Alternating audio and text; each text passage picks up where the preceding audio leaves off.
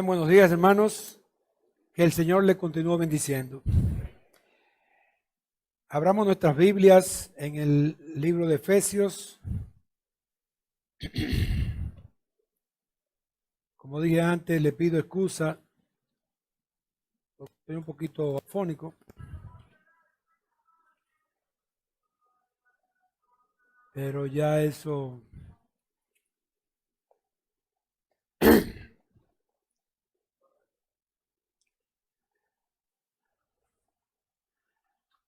Wow. El libro de Efesios, el capítulo 4, versículo del 1, 2 y 3. Dice, yo pues, leo la versión Las Américas. Dice, yo pues, prisionero del Señor, os ruego que viváis de una manera digna de la vocación con la que habéis sido llamado, con toda humildad, mansedumbre, con paciencia, soportando los unos a los otros en amor, esforzados por preservar la unidad del Espíritu en el vínculo de la paz. Señor, te damos las gracias por el privilegio que tenemos de expresar tu palabra. Ayúdanos, Señor, en este día y que podamos aprender de ti a cómo vivir, Señor, como tú quieres, de forma digna, Padre Celestial. Te lo pedimos en el nombre de Jesús. Amén. Amén. Mis hermanos, muchas personas hacen cualquier cosa por pertenecer a un organismo. Y cuando pertenecen a un organismo, estas personas de manera voluntaria cambian el propósito de su vida. Y no solamente eso, que viven y actúan conformidad a las normas que ese grupo le exige. Aceptan las metas, aceptan los objetivos, aceptan las normas que ese grupo le impone. Los seres humanos, hermanos, tendemos de forma natural a que queremos tener la aceptación de los demás. Queremos adquirir lo que es un sentido de pertenencia. Y por eso muchas personas están dispuestas a caminar y a ir a distancias si es necesario, o a pagar cualquier precio si es necesario, con tal de no ser rechazado por grupos o por clubes sociales o por actividades deportivas, políticas y demás. Así vemos en la Biblia, ejemplo por ejemplo, como son, en Juan, el capítulo 9, vemos el ejemplo allí que nos narra acerca de un hombre, mejor dicho, de los padres de un hombre que era ciego de nacimiento y que fue curado por el Señor Jesucristo. Y vemos allí la actitud de esos padres. Esos padres tuvieron miedo y por lo tanto, al tener miedo de los líderes que estaban en ese momento, que eran los líderes judíos, ¿sabe lo que hicieron ellos? Ellos lo que hicieron fue que no admitieron que Jesús hizo el milagro que ellos acababan de ver de sus hijos, y no admitieron eso con tal de que los judíos no lo sacaran de la sinagoga. Asimismo, en el tiempo de Jesús, gobernantes, hombres, líderes que estaban en cierta posición de preeminencia, aceptaron al Señor Jesucristo y su poderío, pero ellos no advertían esto, no se mezclaban, ni lo decían, ni le daban la gloria a Jesucristo, no admitían el haber aceptado a Jesucristo como Salvador personal por el simple hecho de no estar bajo lo que es el ostracismo social. El ostracismo social es la separación, porque ellos no querían que lo sacaran de la sinagoga. Como dice el versículo en el capítulo 12 del libro de Lucas, versículo 42 y 43 del capítulo 12, dice la parte final, y amaban más la gloria de los hombres que la gloria de Dios. O sea que los hombres, los seres humanos, hermanos, es evidente que nosotros no queremos ser rechazados por los demás.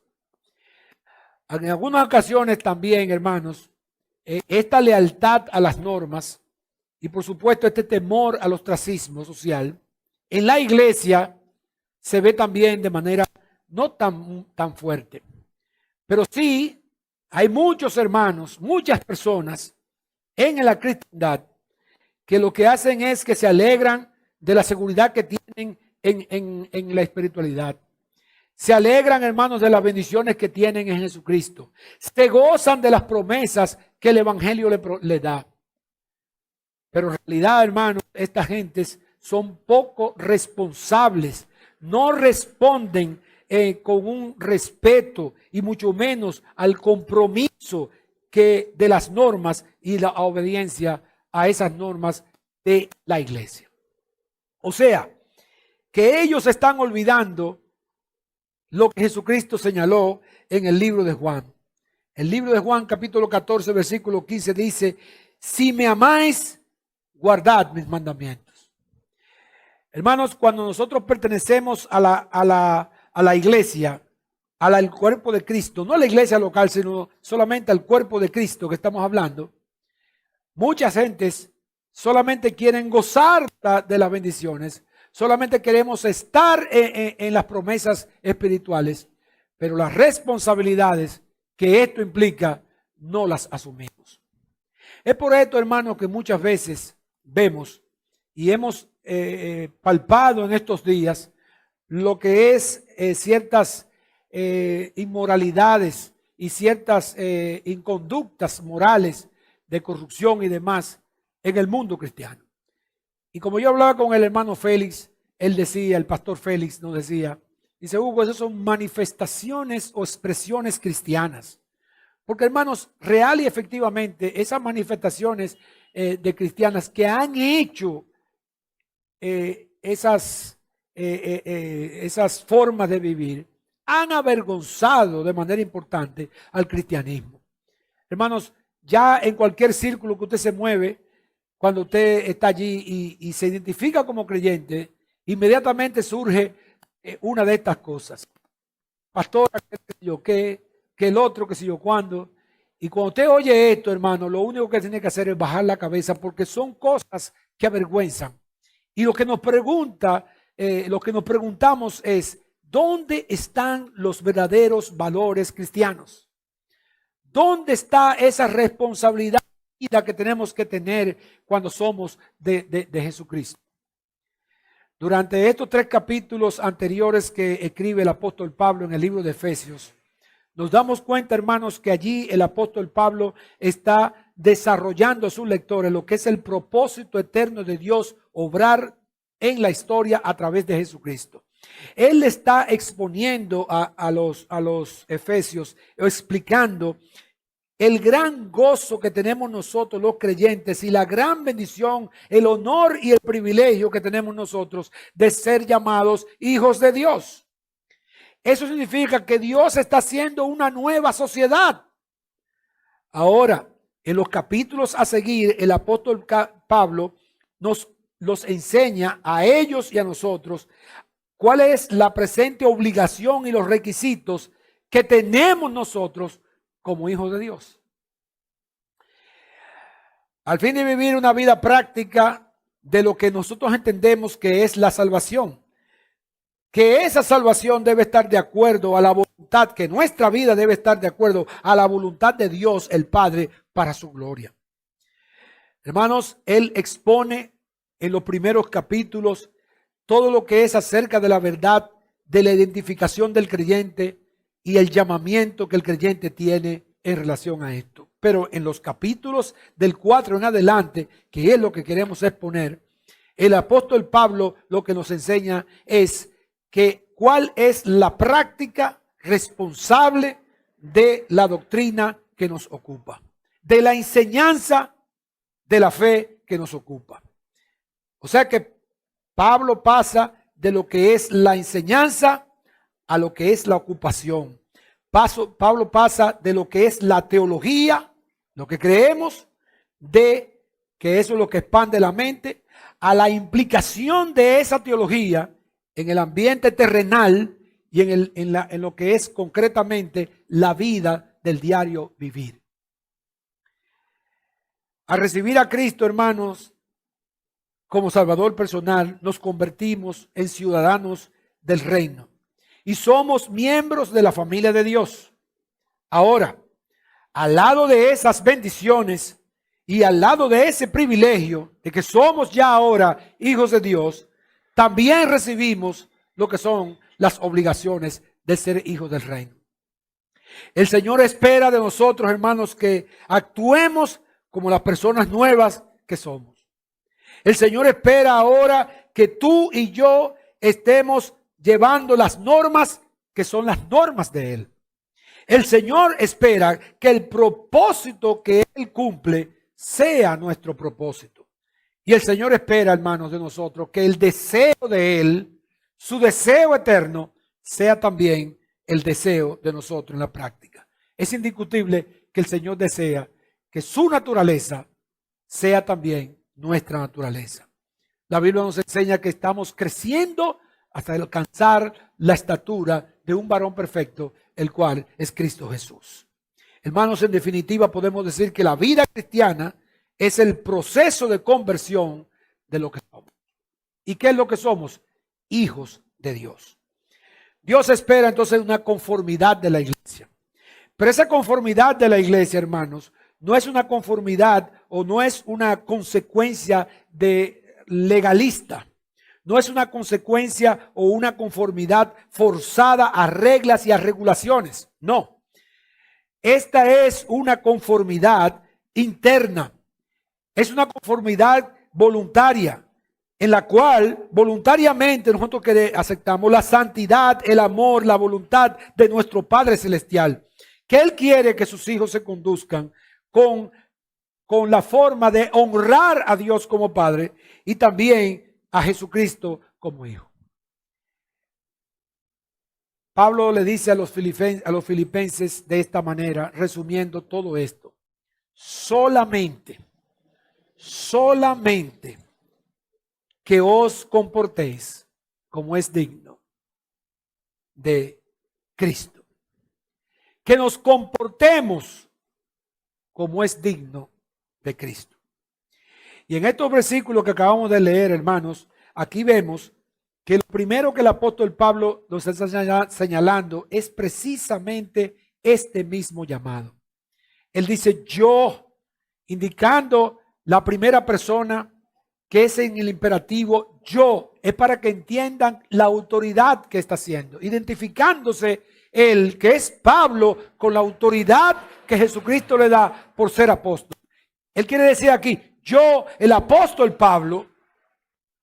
Y entonces después que él señala la autoridad, él dice, pues hermanos, en lo que está indicando aquí es que él va a pasar, es una forma de transición.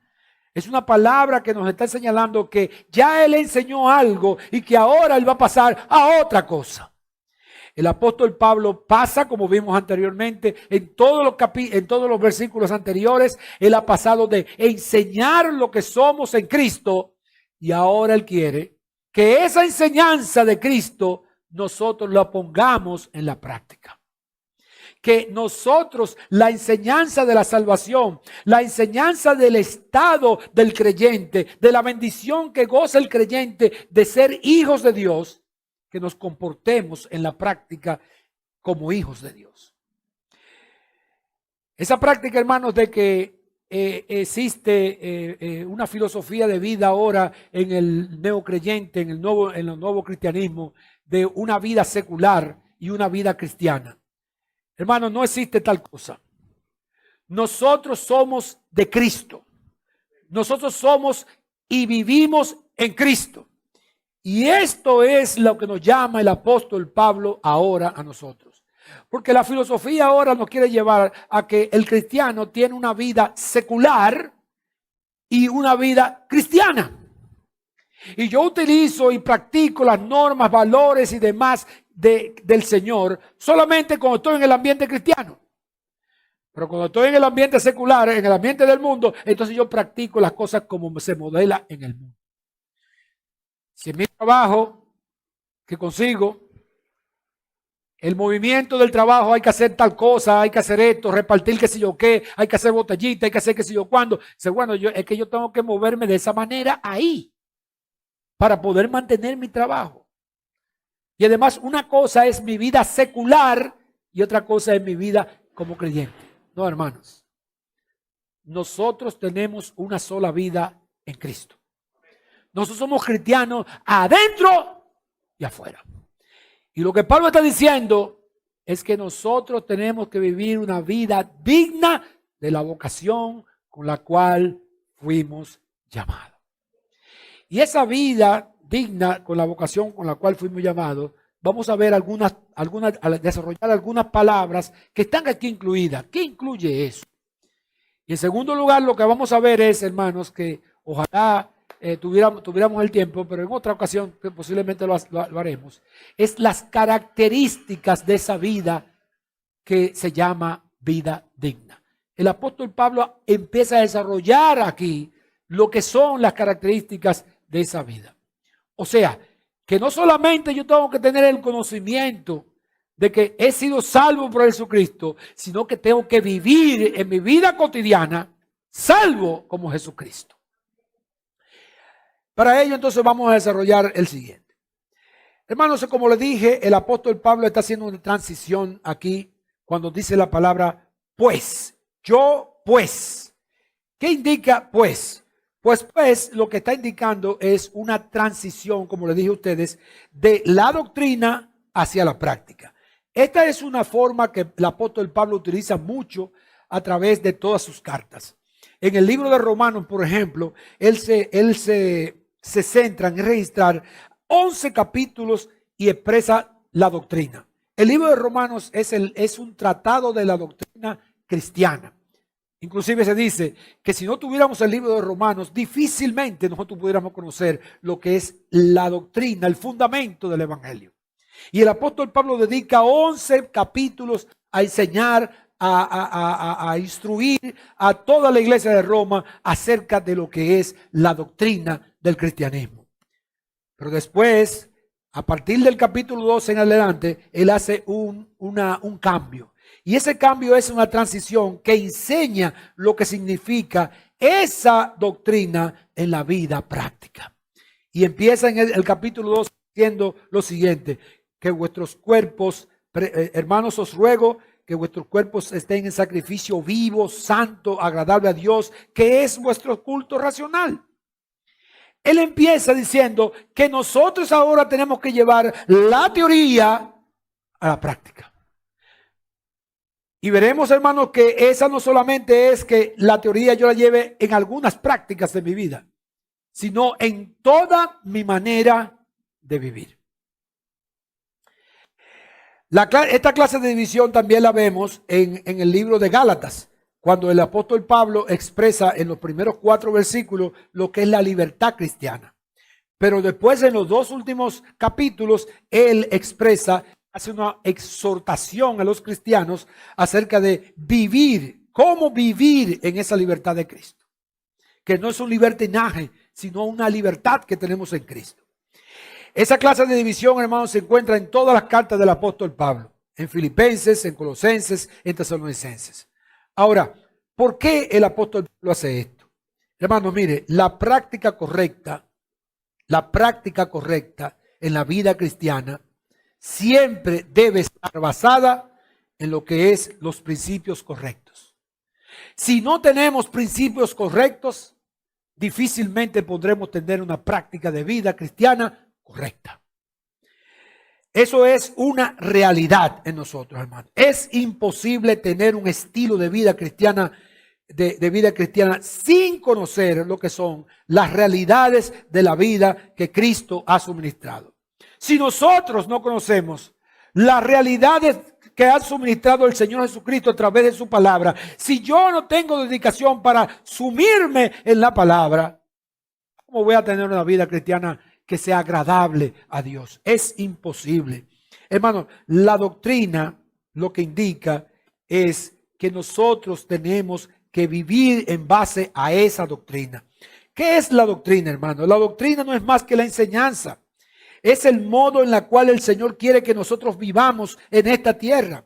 Y la doctrina nos enseña a tener una mejor relación con Dios. No hay modo, hermano, de que hasta el más sincero de los creyentes pueda tener una vida agradable a Dios sin conocer a Dios mismo. Es imposible que tenga una vida que agrade a Dios aquel que no conoce a Dios. Tiene que conocer a Dios para poder agradarle a Él y saber qué clase de vida es la que tiene que vivir. Hermanos, como dijo John Stott, quien deja de lado la teología bíblica, también deja de lado la vida saludable. Es por eso que el apóstol Pablo hace esa transición. Y entonces, hermanos, ¿qué implica esta transición? ¿Qué implica este tipo de enseñanza? Lo que nos enseña, hermanos, esto precisamente es que la renovación de la iglesia viene como resultado del cambio de nuestro pensamiento. Porque la palabra, hermano, lo que hace es que, como dice la definición misma de ella, penetra en lo más profundo de nuestra mente y como una forma no literal, dice que se mete entre los huesos hasta abrir los tétanos. Lo que está indicando es que nos transforma de adentro, nos cambia el interior. La palabra, hermanos, nos transforma porque nos enseña a vivir en la justicia y la verdad de Dios. Y conociendo así esa transformación de la justicia y la verdad de Dios, hermanos, es lo que produce en nosotros esta renovación. La renovación, hermanos, solamente está dada en la iglesia cuando renovamos nuestra mente. La renovación en la iglesia solamente está dada en la vida del creyente cuando el creyente es transformado su mente. Y este llamado de transformar nuestra mente, hermanos, está dado por el apóstol Pablo. El apóstol Pablo dijo: renovaos en el espíritu de vuestra mente y vestíos del nuevo hombre, creado según Dios en la justicia, santidad de la verdad. Y si recuerdan, en Romanos, el apóstol Pablo hizo la misma expresión. Romanos, el capítulo 12, él dijo, el versículo 1, dice que él les ruega a ellos, dice: hermanos, los ruego por la misericordia de Dios que presentéis vuestros cuerpos en sacrificio vivo, santo, agradable a Dios, que es vuestro culto racional. Pero la transformación de eso, la eficacia de eso, miren lo que está en el versículo 2. El versículo 2 dice: y no os adaptéis a este mundo. Y ya sabemos por qué. Porque no podemos amar al mundo ni las cosas que están en el mundo, hermano. Porque el que ama al mundo, el amor del Padre no está en él. Los valores del mundo no pueden ser los parámetros de vida de la iglesia. La transformación entonces de la iglesia, hermano, está dada por un cambio de mi manera de pensar. Mire cómo dice el versículo: y no os adaptéis a este mundo, sino transformaos por medio de la renovación de vuestra mente. En la Reina Valera dice: de vuestro pensamiento o entendimiento. De la única manera que nosotros podemos comprobar lo que es, hermanos, en la vida del creyente, la justicia y la santidad de Dios, es la única manera que tú y yo podemos verificar, estar pendientes, conocer lo que es la voluntad de Dios, que es buena, agradable y perfecta, es cuando decidimos renovar nuestro pensamiento a través del pensamiento y los valores que están en la palabra. Es la única manera, hermano. El Espíritu Santo obra en nuestra mente, hermanos, expresándonos y enseñándonos y conduciéndonos a través de la palabra. Es por eso entonces, hermanos, que el apóstol Pablo le enseña, primero, que ellos tienen que aprender la palabra para que la palabra sea la que conduzca nuestro diario vivir. Y eso es lo que es que el cristianismo del siglo XX del siglo XXI está perdiendo. ¿Qué es lo que estamos perdiendo, hermano? Precisamente eso. La filosofía humanista ha dañado esto, hermano. Y la filosofía humanista lo que está haciendo es que está tratando de cambiarle la mente al cristianismo, enseñándole eso en la iglesia. Y eso no es mentira. Que usted tiene una forma de vivir secular y que tiene una forma de vida cristiana. No, hermanos. Yo soy cristiano. Y de ahora en adelante, como yo me conduzco en la escuela, como yo me conduzco mi manera de trabajar, como yo tengo mis normas en el trabajo, en la casa, donde quiera que yo circulo, la forma, las normas y los valores que voy a aplicar en mi vida son de la palabra. Y ese es el mensaje que tenemos que darle ahora al cristiano. Porque estamos teniendo cristianos que se gozan mucho en la iglesia. Son tremendos en la iglesia. Se gozan de las bendiciones y las promesas que tenemos en el mundo evangélico y del evangelio.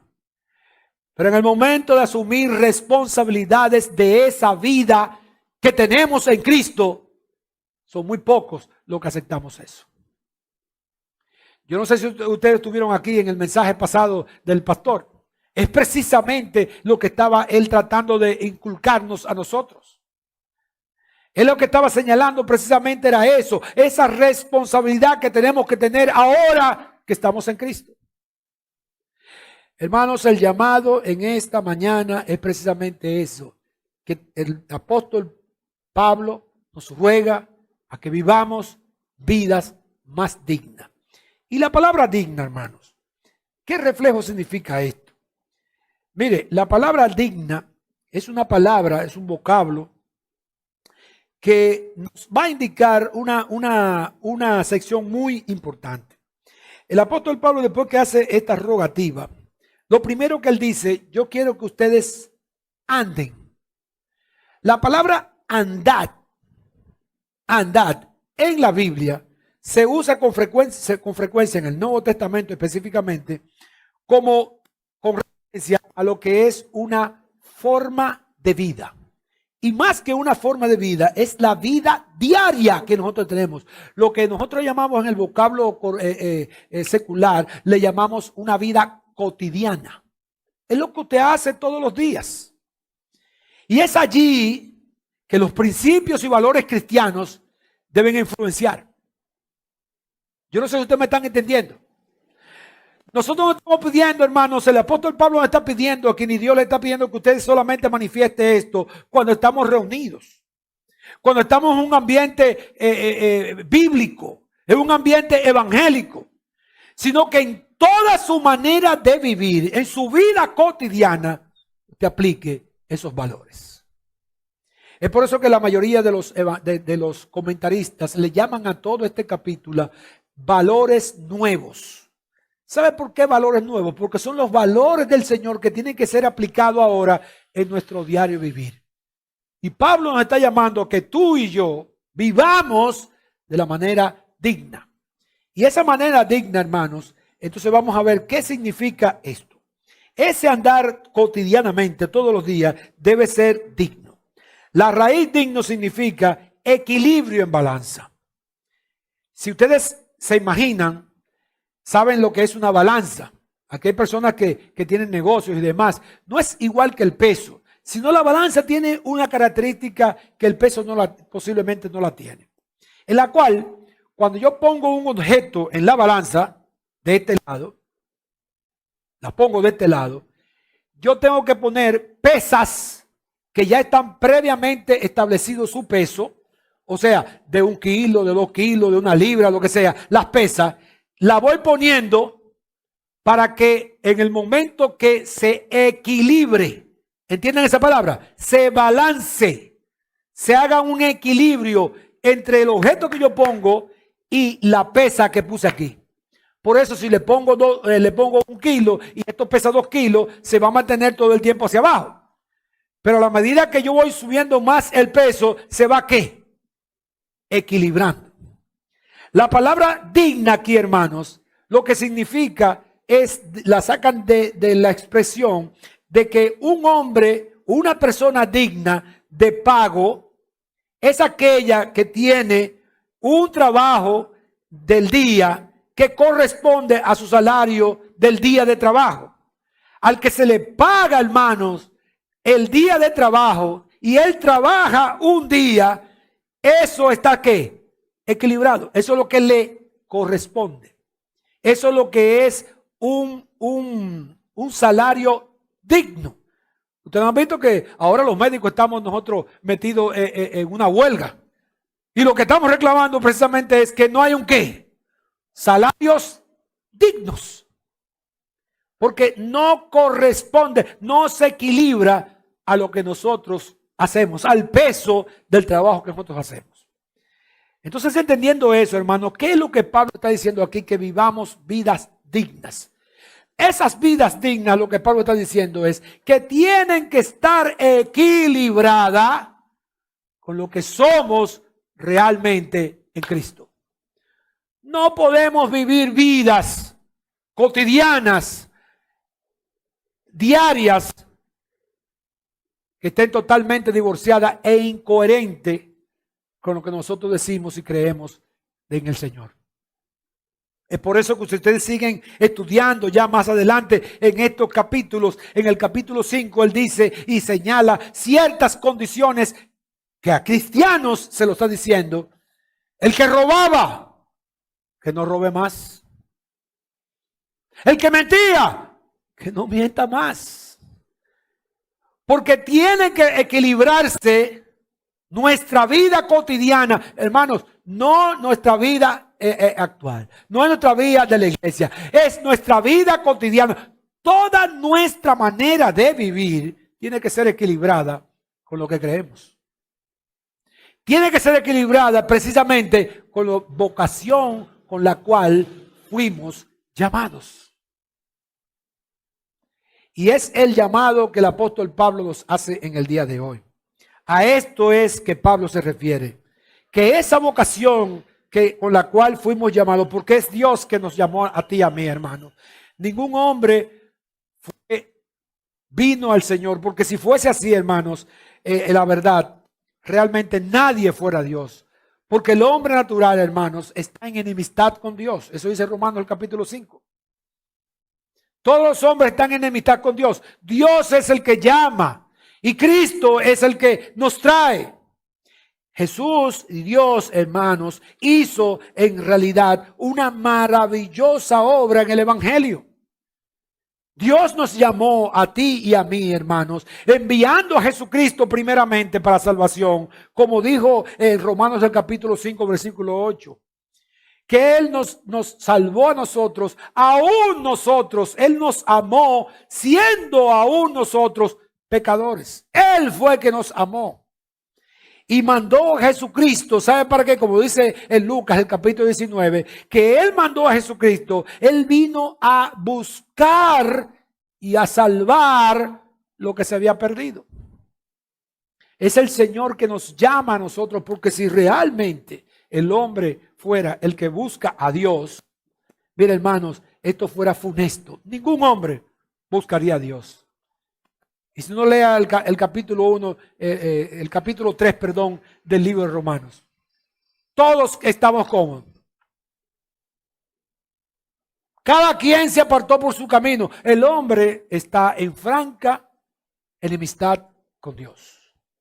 Pero es Dios, hermanos, el que nos llamó. Y conforme a ese llamado, tú y yo tenemos que vivir en nuestra vida diaria. Por lo tanto, hermanos, la razón de nuestra vocación y de este llamamiento es suprema. Y ese llamamiento supremo, hermano, va a consistir precisamente en que es un llamado celestial, es un llamado santo. Como dijo Pablo a Timoteo en el capítulo 1, versículo 9, el llamamiento santo de nuestro Dios. Hermanos, aquellas personas, aquel cristiano que decide entonces tener y acceder a este llamado de Dios y vivir en su vida cotidiana de esta manera, es aquel que puede también decir, como el apóstol Pablo, prosigo a la meta, al premio del supremo llamamiento de Dios en Cristo Jesús. Ahora, el Señor nos llama a ese llamado de nuestra vocación. El Señor quiere que tú y yo vivamos esa vida digna, equilibrada con el conocimiento y con la verdad de nuestra salvación. Pero ¿cómo manifestamos esa vida? ¿Cuál debe ser la característica? Y lamentablemente, tristemente, hermanos, esto es bastante amplio. El apóstol Pablo hace una exposición tremenda de lo que tú y yo debemos exhibir en esa vida cotidiana y diaria. En esa característica, hermanos, de una vida o de un andar digno, nosotros tenemos que manifestar ciertas virtudes. El creyente, hermano, tiene que manifestar virtudes de esa característica, en la cual nosotros debemos estar pendientes y pedirle al Señor que nos ayude a vivir en esas virtudes. Versículo 2 del capítulo que estamos estudiando. El capítulo 4, versículo 2. ¿Cómo dice?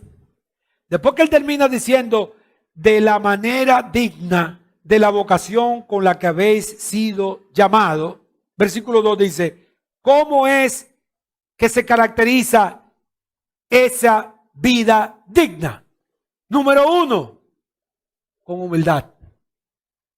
Pero no con cierta humildad, sino que le pone un adjetivo interesante aquí, hermano, con toda humildad. Eso implica, hermano, que debe ser la humildad un nivel universal en nuestras vidas. Que toda mi manera de vivir debe estar marcada en la humildad. Debe estar marcada también en lo que es la mansedumbre. Y debe estar marcada con la paciencia. Debe estar marcada, hermano, soportando. Eso se llama cargando, soportándonos los unos a los otros. Y ese soportando es porque no es que ya no tengo otra cosa que hacer. Yo tengo que aguantar a Rafael porque no hay de otra. No es así, hermano. ¿Sabe cómo que tengo que soportar a Rafael según la palabra? En amor. Y no podemos decir, hermanos, que no podemos hacer esto.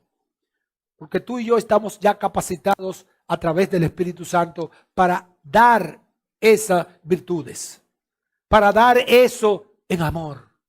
En el capítulo 5, versículo 5 del libro romano dice que la esperanza no nos avergüenza, porque Dios ha derramado todo su amor en nuestros corazones. O sea que tú y yo estamos capacitados para producir en nuestras vidas este tipo de virtudes. Lamentable, hermanos, es que no nos da el tiempo para poder desarrollar todas esas virtudes, pero vamos a hablar de esta virtud importante, porque fíjense, la primera característica es toda humildad. Una característica, una virtud que adolece en nuestros días. No somos humildes.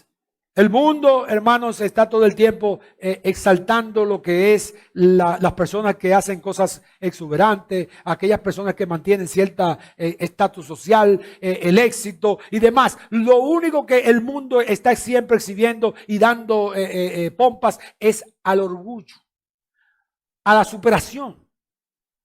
Pero a la humildad, hermanos, eso está dejado. Y lamentable y tristemente también la humildad ha sido un objeto de olvido en la iglesia.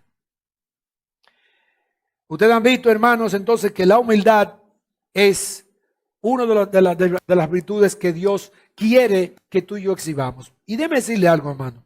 Estas características que el apóstol Pablo nos señala como de vida digna, son características, entre ellas toda humildad, que es el fundamento.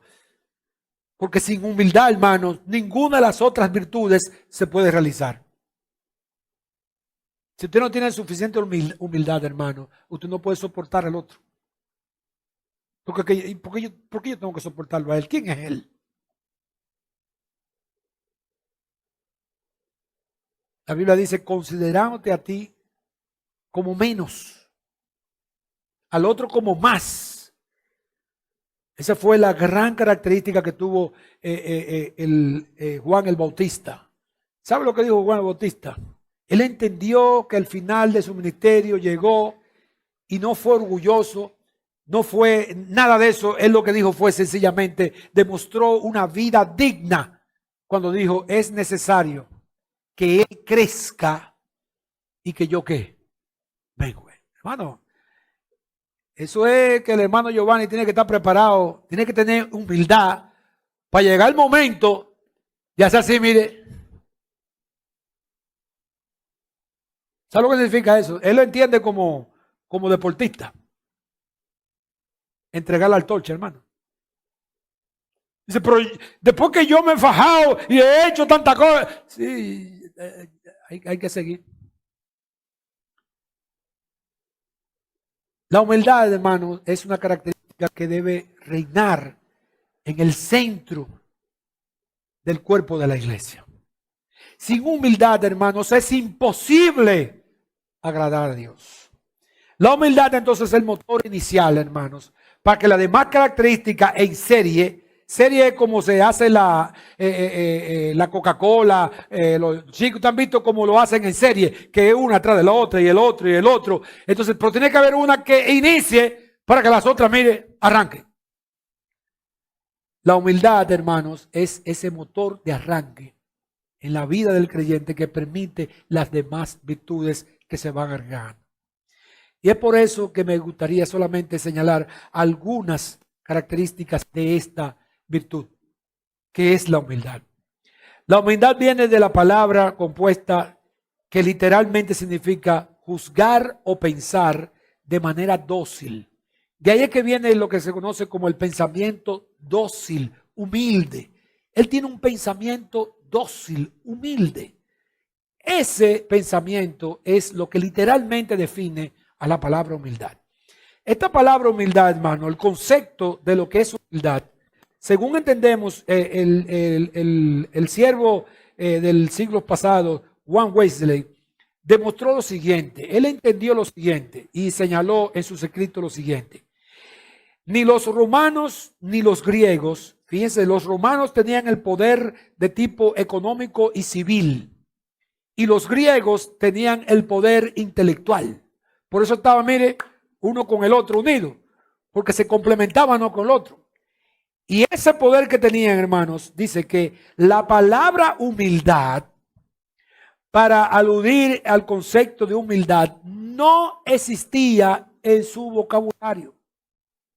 El concepto mismo era tan adverso y aborrecido por ellos, porque tenían una forma de pensar tan diferente que no permitía usar la palabra en el concepto de humildad. O sea que una persona que practicara la humildad, ese concepto de humildad, ellos no le tenían el nombre ni siquiera para eso. Y entonces lo que hacían los griegos era que simplemente lo que lo llamaban a ellos, que eran personas no naturales. Eran personas que tenían poco orgullo y que no tenían satisfacción de tipo egocéntrica. Eso me parece a mí, como nosotros hablamos ahora, que ahora se está estimulando mucho, ¿sabe qué? La autosuperación. Lo que se llama también elevarle el ego a la gente. Que no quisiera hablar de esto, pero lo que se llama eso, que yo tengo el autoestima en el piso. Los romanos y los griegos, hermanos, le decían, ese individuo que actúa de esa manera, dócilmente, lo que es un blandito, lo que es una falta de orgullo, lo que es un que no está satisfecho egocéntricamente. Él no tiene autosuperación. Así le llamaban a este concepto. Fueron los cristianos, hermanos, en el siglos pasados, que tomaron y acuñaron esta palabra.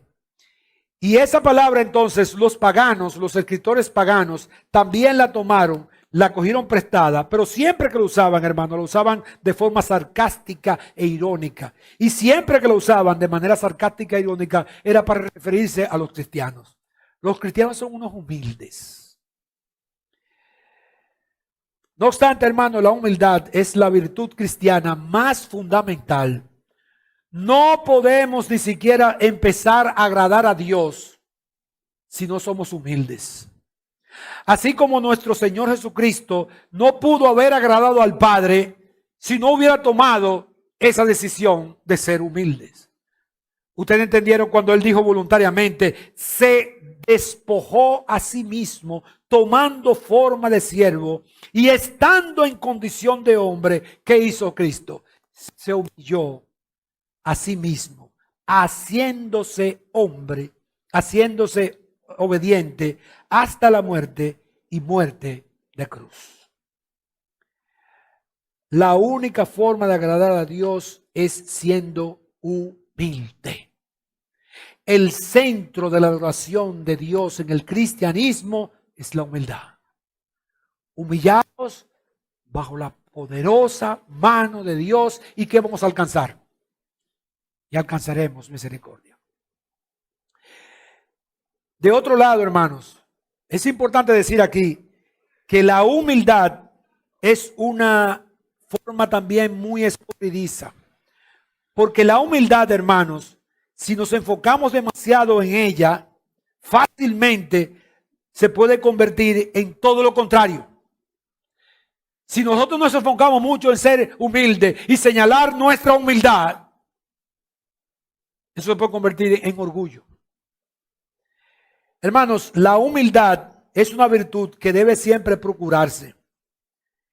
Y alegarse que se tiene, jamás. Porque el día que usted alegue que tiene la humildad, en ese mismo momento, ¿sabe lo que pasó? La perdió. Porque la humildad es tan humilde, hermano, que ni se puede alegar que se tiene. Porque el día que usted exhiba mucho que soy humilde, eso es orgulloso lo que usted es. La humildad, hermano, no se puede exhibir, no se puede alegar tanto porque en ese momento ya usted la ha perdido. Y esa es la importancia de la humildad. Solo el único que pudo exhibir la humildad, hermanos, fue el Hijo de Dios, nuestro Señor Jesucristo, que de manera perfecta y obediente afirmó su humildad cuando Él dijo, llevad mi yugo sobre vosotros y aprended de mí, que soy manso y humilde de corazón. El Señor Jesucristo, hermano, vino como Hijo de Dios a esta tierra. Y muy bien Él pudo ejercer su derecho, prerrogativa y la gloria de Dios. Pero Él, hermano, en ningún momento hizo eso. Él siempre se mantuvo obediente y humilde, sumiso, hermanos, porque Él entendió que si hacía lo contrario, se salía de la voluntad de su Padre. El Señor Jesucristo estuvo humillado mientras estuvo en esta tierra. Y preguntamos, si el Señor Jesucristo vivió de esta manera, humillado en esta tierra, ¿cuánto más deben hacerlo los seguidores imperfectos de Jesucristo? ¿Cuánto más usted y yo tenemos que decidir en nuestra vida y olvidarnos de ese orgullo personal, de esa altanería, de esa forma de vida que la adquirimos de la práctica del mundo y nos convertimos en seguidores de Cristo verdadero a través de la humildad? Porque, hermanos, el que dice que pertenece a Jesucristo debe andar como Él andó. Juan 2:6. Aunque la humildad, hermano, está en el corazón del centro de lo que es el cristianismo, esta virtud, hermanos, es muy ajena al camino del mundo. El mundo, hermano, como le dije, lo que exalta es el orgullo. El mundo no exalta la humildad. En gran parte la humildad ha sido la virtud más importante de todo el cristianismo. Pero las sociedades, hermanos, no reconocen a la humildad. Todo lo contrario, lo que hace que sobresaltan la arrogancia, la opulencia y lo que es el orgullo. Ese es el patrón que dirige este mundo. Y la iglesia, hermanos, nosotros como miembros de la iglesia, como del cuerpo de Cristo, no podemos seguir los parámetros y valores que tiene el mundo. Nosotros, hermanos, no podemos estar conduciendo nuestra vida cotidiana igual que la del mundo. La humildad, hermanos, es lo que mantiene, es el poder excelente de la virtud. Así como todo pecado tiene unas raíces de orgullo, así también la virtud tiene raíces de humildad. Si tú y yo queremos desarrollar en nuestras vidas la imagen de Cristo, la humildad en Cristo, tú y yo, hermanos, lo que tenemos que hacer es pedirle al Señor hacernos más humildes cada vez. Pero el principio ahora de la humildad. ¿Cómo llegamos entonces a esa humildad? Bueno, hermanos, mire, en conclusión, nosotros podemos decir que la humildad va a depender mucho de cómo yo me vea frente a Dios. Porque la humildad, hermanos, es estar sumiso bajo la gloria de Dios. El orgullo es todo lo contrario. El orgullo es competencia contra Dios.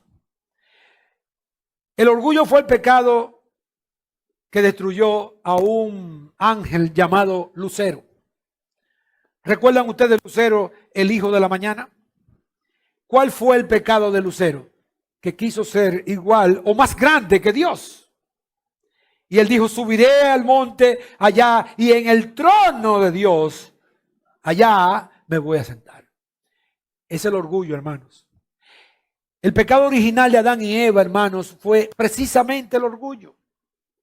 Porque ese orgullo fue porque en la característica de pensamiento, la actividad de pensamiento que Adán y Eva tenían, la superpusieron al pensamiento de Dios. Dios dijo, no hagan esto. Y ellos entendieron que había que hacerlo.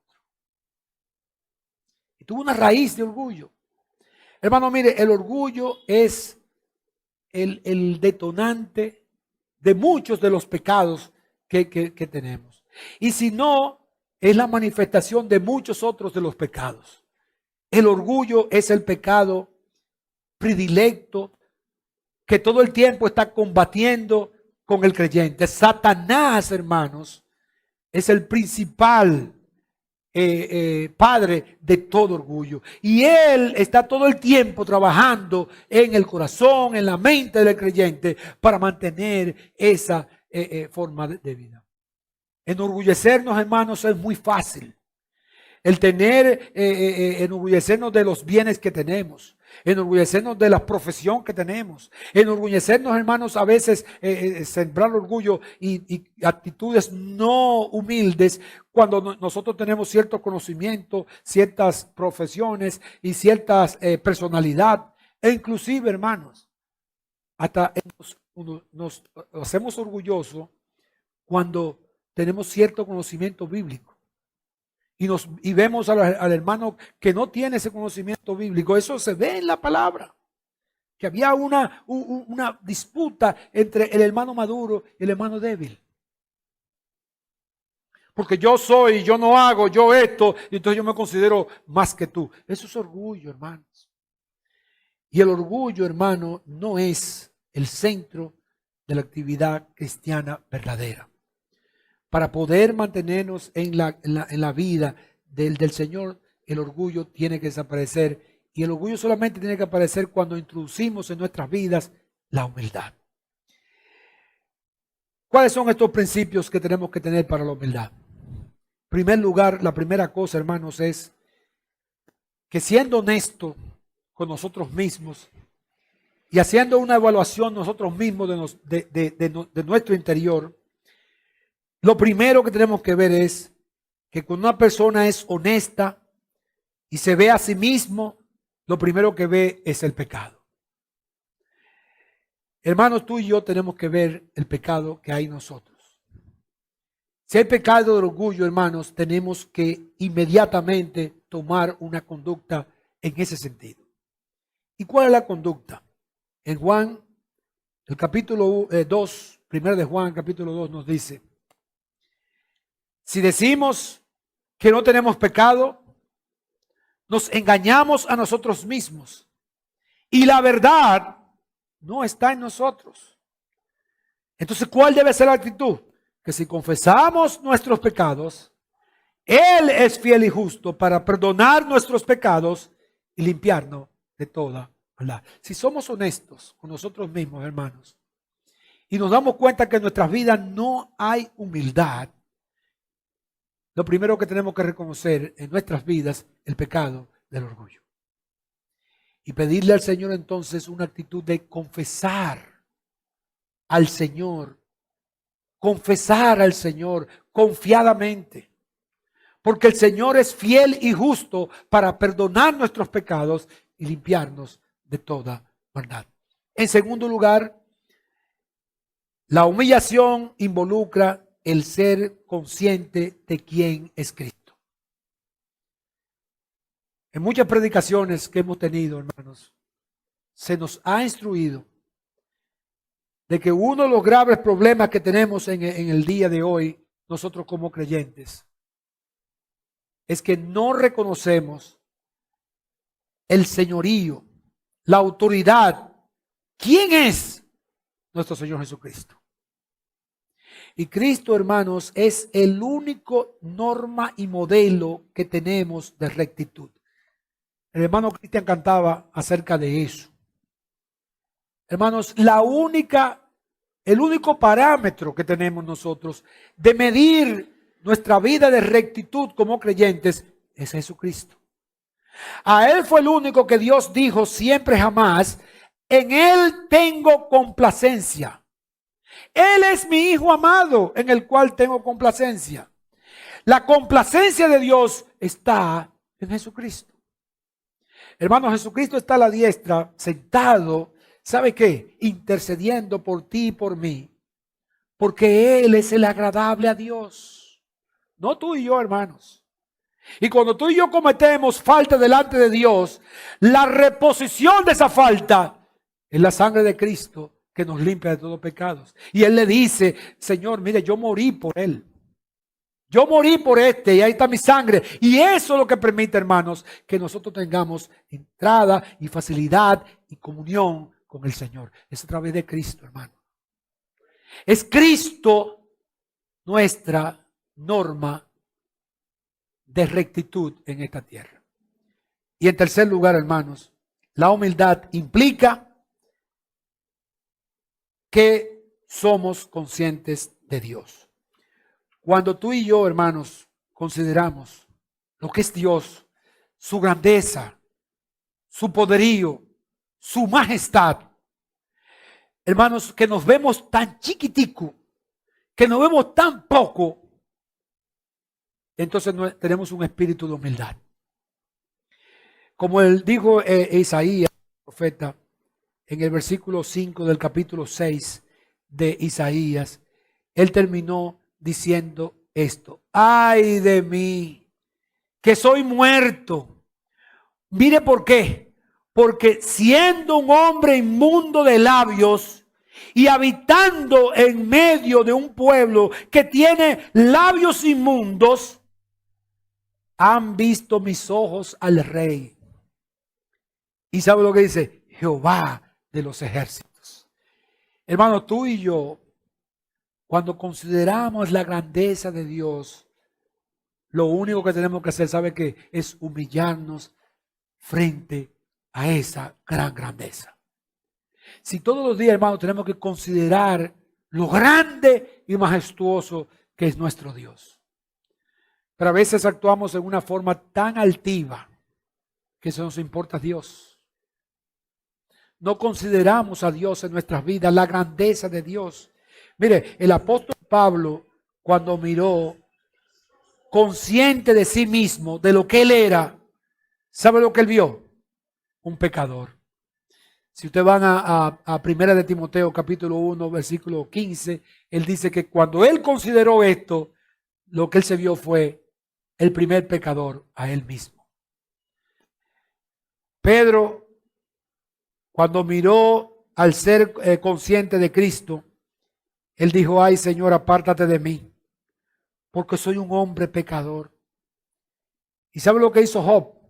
Job, cuando entendió, fue consciente del carácter de Dios, que conoció la grandeza de Dios, ahí en su posición, Job, ¿sabe lo que hizo? Dijo, por tanto, me aborrezco y me arrepiento en polvo y cenizo.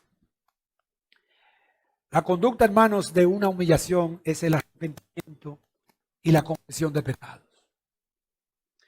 Hermanos, en conclusión, nuestros éxitos en el negocio, la fama, la educación, las riquezas, la personalidad, las buenas obras, nuestro conocimiento intelectual, aún de la palabra, y cualquier otra cosa más que podamos exhibir como ganancia, frente a Dios, nada de esto sirve.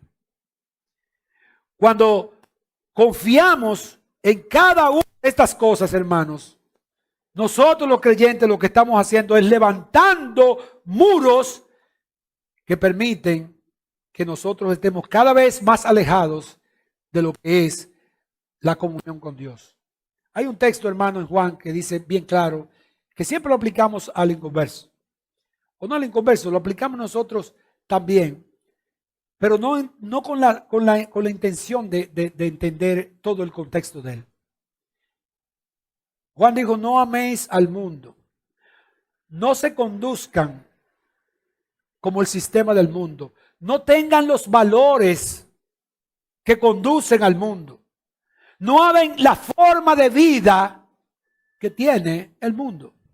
Porque si alguno ama, se dedica a eso y vive su vida así, si alguno ama al mundo, ¿sabe lo que va a pasar, hermanos? Que crea una barrera entre la comunión de Dios contigo. Porque tu Dios va a ser esos parámetros y no el verdadero Dios. El que ama al mundo, el amor del Padre no está en él. Todas las personas, hermanos, se presentan delante de Dios con faltas de cosas que puedan ser elogiadas y llenos de cosas que lo condenan. Pero cuando nosotros vamos a Dios, hermanos, de una manera como el publicano penitente, que dijo, Dios, sé propicio a mí, pecador. Dios, hermanos, en amor y buena voluntad nos acepta. Porque como Padre amoroso siempre tiene los brazos abiertos cuando tú y yo entramos a su trono a confesar nuestros pecados. Recuerden, hermanos, que aquel que se exalta será humillado, pero el que se humilla será ensalzado. Ojalá que el Señor nos ayude a poder entender esto y a tomar hoy la decisión de vivir vidas dignas delante de Dios, conforme a la vocación que tú y yo fuimos llamados. Que Dios ponga eso en nuestros corazones. Señor, gracias por este momento que nos diste en tu palabra. Señor, que nuestros corazones puedan tener oído abierto para este llamado y que decidamos, Señor, enfrentarnos honestamente delante de ti y decir, Señor, si hay pecado en nuestras vidas, que podamos confiadamente confesarlos y entonces decidir vidas que tengan perfecta comunión contigo, que tu amor y tu misericordia siempre nos cubra. Bendícenos en este día, Señor, y gracias por todo lo que tú has hecho. En el nombre de Jesús. Amén y amén. Que Dios les siga bendiciendo, mis hermanos.